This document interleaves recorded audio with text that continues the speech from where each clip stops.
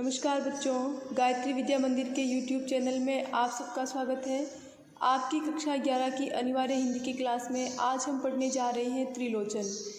त्रिलोचन का मूल नाम वासुदेव सिंह था। इनका जन्म सन 1917 चिरानीपट्टी जिला सुल्तानपुर उत्तर प्रदेश में हुआ। इनकी प्रमुख रचनाएं हैं धरती, गुलाब और बुलबुल, दिगंत, ताप के ताए हुए दिन, शब्द, उस जनपद का कवि हूँ, अर्घान तुम्हें सौंपता हूँ, चेती, अमोला, मेरा घर, जीने की कला, ये इनके काव्य हैं। देशकाल, रोजनामचा, काव्य और अर्थबोध, मुक्तिबोध की कविताएं इनका गद्य साहित्य है। हिंदी के अनेक कोशों के निर्माण में इनका महत्वपूर्ण योगदान रहा। प्रमुख सम्मान इन्हें मिले साहित्य अकादमी, शलाका सम्मान, महात्मा गांधी पुरस्कार। हिंदी साहित्य में त्रिलोचन प्रगतिशील काव्यधारा के प्रमुख कवि के रूप में प्रतिष्ठित है। रागात्मक संयम और लयात्मक अनुशासन के कवि होने के साथ साथ ये बहुभाषा विज्ञ शास्त्री भी है, यानी बहुत सी भाषाओं का ज्ञान रखने वाले, इसीलिए इनके नाम के साथ शास्त्री भी जुड़ गया है। लेकिन यह शास्त्रीयता उनकी कविता के लिए बोझ नहीं बनती, हावी नहीं होती उनकी कविता पर। त्रिलोचन जीवन में निहित मंद लय के कवि हैं। प्रबल आवेग और त्वरा की अपेक्षा इनके यहाँ काफ़ी कुछ स्थिर है। कहने का आशय ये है कि ये सरल, सहज और स्थिर भावों से युक्त काव्य रचना करते हैं। इनकी भाषा छायावादी रोमानियत से मुक्त है, अर्थात छायावाद का प्रभाव इनकी कविताओं में नहीं तथा उसका ठेठ गांव की ज़मीन से जुड़ा हुआ है। त्रिलोचन हिंदी में सोनेट, अंग्रेजी छंद को स्थापित करने वाले कवि के रूप में भी जाने जाते हैं। त्रिलोचन कविता की बोलचाल की भाषा को चुटीला और नाटकीय बनाकर कविताओं को नया आयाम देते हैं। कविता की प्रस्तुति का अंदाज कुछ ऐसा है कि वास्तु और रूप की प्रस्तुति का भेद नहीं रहता, अर्थात शब्द और भाव दोनों बिल्कुल समानता रखते हुए से प्रतीत होते हैं। उनका कवि इन दोनों के बीच फाँक की गुंजाइश नहीं छोड़ता, अर्थात दोनों के बीच किसी प्रकार की दरार नहीं रहती, भाव और शब्दों में साम्यता रहती है। जो आपके पाठ में जो कविता है, आपके पाठ्यक्रम में, आपकी पुस्तक में, चंपा काले काले अक्षर नहीं चिन्हती। चंपा इस कविता के मुख्य पात्र हैं। चंपा काले काले अक्षर नहीं चिन्हती, अक्षर यानी अक्षर, चिन्हती यानी पहचानती नहीं, नामक कविता धरती संग्रह में संकलित है।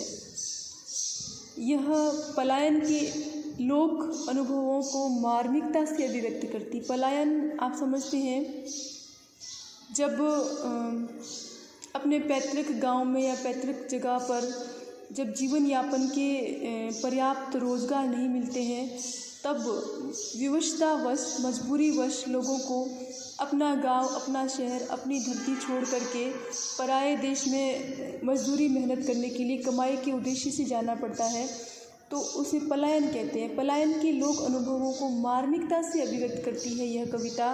पलायन की समस्याओं को उजागर किया है, किस प्रकार परिवार टूटते हैं पलायन के चलते, उसका जिक्र भी कवि ने इस कविता के माध्यम से किया है। कविता में अक्षरों के लिए काले काले विशेषण का प्रयोग किया गया है। जो निरक्षर लोग होते हैं उनके लिए अक्षर सिर्फ काले रंग से खींची गई लकीरें मात्र ही होती है। जो एक और शिक्षा व्यवस्था के अंतर विरोधों को उजागर करता है, तो दूसरी ओर उस दारुण यथार्थ से भी हमारा परिचय कराता है। दारुण अर्थात दर्द भरा यथार्थ यानी वास्तविकता, जहाँ आर्थिक मजबूरियों के चलते घर टूटते हैं। काव्य नायिका चंपा अनजाने ही उस शोषक व्यवस्था के प्रतिपक्ष में खड़ी हो जाती है, जहाँ भविष्य को लेकर उसके मन में अनजान खतरा है।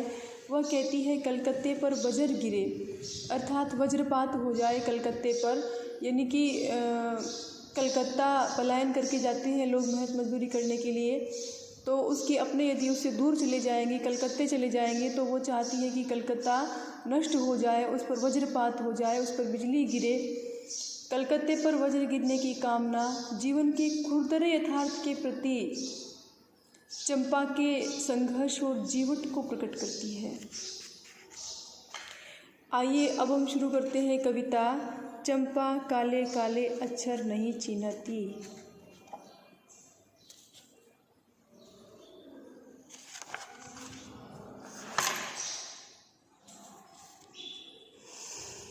चंपा काले काले अक्षर नहीं चिन्हती, मैं जब पढ़ने लगता हूँ वह आ जाती है। खड़ी खड़ी चुपचाप सुना करती है, उसे बड़ा अचरज होता है, इन काले चिन्हों से कैसे ये सब स्वर निकला करते हैं। चंपा जो है वो इस कविता की नायिका है, निरक्षर है और उसे पढ़ना लिखना नहीं आता है। जब वो देखती है कवि पढ़ने बैठते हैं तो पास में खड़ी होकर देखती है और वो स्वयं काले अक्षरों को पहचान नहीं सकती। चंपा काले काले अक्षर नहीं चिन्हती, अर्थात नहीं पहचानती कि ये क्या है। तो जब कवि पढ़ने के लिए बैठते हैं तो वो आ जाती है और खड़ी खड़ी चुपचाप सुना करती है। उसे बड़ा अचरज होता है, उसे बड़ी हैरानी होती है, आश्चर्य होता है।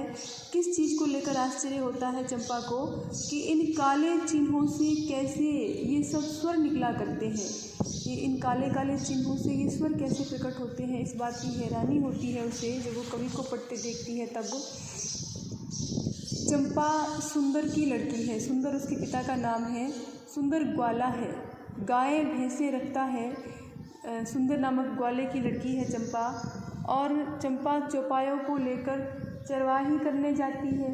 चंपा के पिता के चौपाए जानवर हैं, गाय भैंस आदि है और चंपा क्या करती है, उनको लेकर के चराने के लिए जाती है। चंपा अच्छी है, देखो चंपा की विशेषता है उसके व्यक्तित्व की।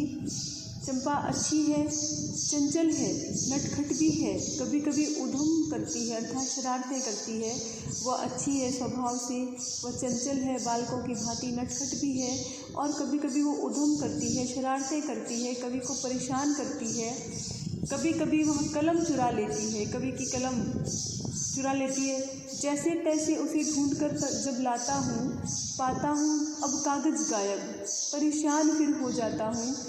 चंपा जो है वो बहुत नटखट है, उधम मचाती है, कवि को परेशान करती है, शरारतें करती है, कवि की कलम चुरा देती है और जैसे तैसे कवि कलम ढूंढ कर लाते हैं, इतने में देखते हैं कि कागज़ गायब है। तो वो कागज़ गायब किसने किया है? चंपा ने। इस प्रकार चंपा से कवि परेशान हो जाते हैं। फिर चंपा कहती है, तुम कागज़ ही गोदा करते हो दिन भर। गोदना अर्थात लिखते रहना, लिखना।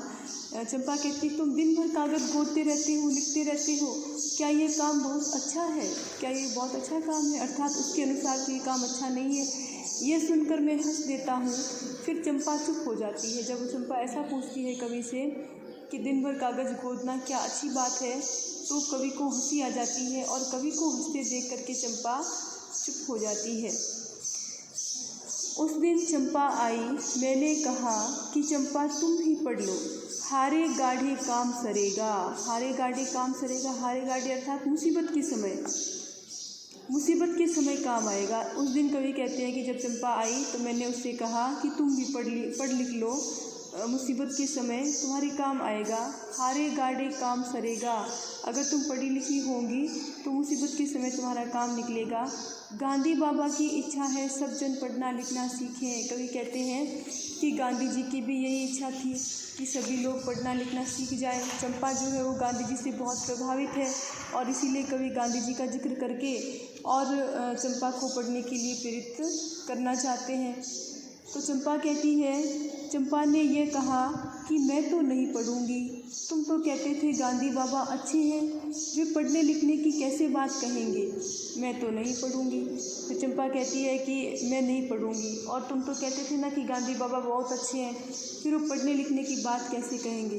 देखिए उस समय की जो व्यवस्था थी, सामाजिक व्यवस्था, उस व्यवस्था की और भी संकेत है इन पंक्तियों के माध्यम से। यानी कि चंपा जो है वो पढ़ना लिखना बेहतर नहीं मानती। उसके अनुसार पढ़े लिखे लोग जो होते हैं वो चालाक और धूर्त होते हैं, धोखेबाज होते हैं, ऐसा चंपा को लगता है। और जब गांधी बाबा का नाम लेकर कवि कहते हैं कि गांधी बाबा की भी इच्छा थी, तो चंपा बड़ी मासूमियत से कहती है कि तुम तो कहते थे ना कि गांधी बाबा बहुत अच्छे हैं, फिर वो पढ़ने लिखने की बात कैसे कहेंगे। अर्थात चंपा के अनुसार पढ़ना लिखना उचित नहीं है, अच्छे लोगों का कार्य नहीं है। मैंने कहा कि चंपा पढ़ लेना अच्छा है, ब्याह तुम्हारा होगा, तुम गौने जाओगी, कुछ दिन बालम संग साथ रह चला जाएगा जब कलकत्ता, बड़ी दूर है वह कलकत्ता, कैसे उसे संदेशा दोगी, कैसे उसके पत्र पढ़ोगी, चंपा पढ़ लेना अच्छा है। फिर कवि कहते हैं कि चंपा से कहा कवि ने कि पढ़ना लिखना अच्छा है। उसको अपने उसके विवाह की स्मृति दिला के कवि कहते हैं कि जब तुम्हारा ब्याह होगा, जब तुम गोने जाओगी, अर्थात गोना करके ससुराल चली जाओगी, और कुछ दिन तुम्हारा पति तुम्हारे साथ रह करके फिर कलकत्ता चला जाएगा। कलकत्ता क्यों चला जाएगा? अपने घर की, अपने परिवार की आर्थिक व्यवस्था जो है उसको सुधारने के लिए जब वो कलकत्ता चला जाएगा कमाई करने के लिए, और कलकत्ता तो बहुत दूर है। तो तुम यदि पढ़ी लिखी नहीं होगी तो तुम उसे संदेशा कैसे दोगी, कैसे उसके पत्र पढ़ोगी, तुम उसे संदेश कैसे भिजवाओगी, और उसके संदेश जो तुम्हें मिलेंगे वो भी तुम कैसे पढ़ पाओगी। अर्थात उससे पत्र व्यवहार द्वारा जुड़े रहने के लिए तुम्हारा पढ़ना लिखना अति आवश्यक है। चंपा पढ़ लेना अच्छा है। तो चंपा बोली, तुम कितने झूठे हो, देखा हाय राम, तुम पढ़ लिख कर इतने झूठे हो। मैं तो ब्याह कभी न करूँगी, और कहीं जो ब्याह हो गया तो मैं अपने बालम को संग साथ रखूँगी, कलकत्ता में कभी न जाने दूँगी, कलकत्ते पर बजर गिरे। अब देखो चंपा क्या कहती है कि तुम कितने झूठे हो। जब कभी उसे पढ़ने लिखने की बात कहते हैं तो चंपा कहती है कि तुम कितने झूठे हो, और तुम पढ़े लिखे हो इसीलिए इतने झूठे हो। देखा हाय राम, तुम पढ़ लिख कर इतने झूठे हो कि तुम पढ़े लिखे होने के कारण ही तुम इतने झूठे और धूर्त हो। और फिर तो चंपा कहती है कि यदि ऐसा है तो मैं ब्याह ही नहीं करूँगी, और अगर ब्याह कर भी लिया तो अपने बालम को अपने साथ रखूँगी, अर्थात कलकत्ते नहीं जाने दूँगी। देखिए यहाँ पे ये पीड़ा व्यक्त हो रही है, परिवार के टूटने की पीड़ा व्यक्त हो रही है कि आर्थिक मजबूरियों के चलते किस प्रकार लोगों को पलायन करना पड़ता है, अपने घर परिवार को छोड़ करके और दूर जाना पड़ता है पैसा कमाने के लिए, रोटी कमाने के लिए। तब ऐसे में जो परिवार टूटते बिखरते हैं, उस दर्द को, उस पीड़ा को कवि ने भली भांति इस कविता के माध्यम से व्यक्त किया है। तो चंपा कहती है, तो मैं अपने बालम को संग साथ रखूँगी, कलकत्ते में कभी न जाने दूँगी। यदि ऐसा है तो मैं अपने पति को अपने साथ ही रखूँगी और मैं उसे कभी कलकत्ता जाने ही नहीं दूँगी। कलकत्ते पर बजर गिरे, अर्थात उस कलकत्ते पर भारी विपत्ति आए, वो नष्ट हो जाए, यानी कि कलकत्ता यदि चला जाएगा उसका पति तो कलकत्ता ही नष्ट हो जाए, जिससे कि उसका पति कलकत्ता उसको छोड़ करके, उसके परिवार को छोड़ करके जाएगा ही नहीं। ठीक है, इस प्रकार ये बिल्कुल सरल खड़ी बोली हिंदी में लिखी कवि त्रिलोचन की कविता बहुत सहज सरल भावों से युक्त कविता है। अब आप अभ्यास के प्रश्न करेंगे इसके कविता के साथ, और ठीक है, तो ये 4 प्रश्न आप कर लें, कठिन शब्द लिखें, और धन्यवाद।